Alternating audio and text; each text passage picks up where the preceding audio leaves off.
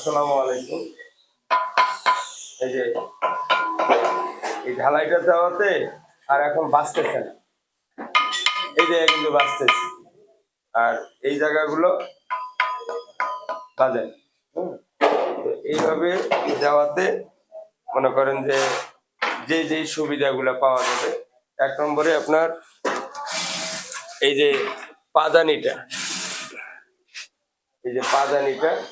এটার উপরে অনেক সময় যদি কিছু পড়ে, হ্যাঁ, তাহলে ভাঙা যাওয়ার সম্ভাবনাটা খুব কম থাকে। কিন্তু এই জায়গাটায় যদি কিছু পড়ে, সাথে সাথে কিন্তু ভাঙা যাবে। হ্যাঁ, আর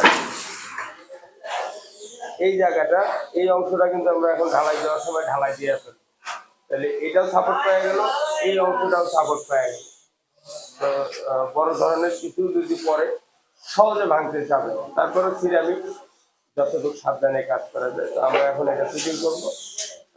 এটা লো কমোড এবং হাই কমোড কিভাবে বসাইলাম সেটার ব্যাপারে আপনাদেরকে ভিডিও দেবো।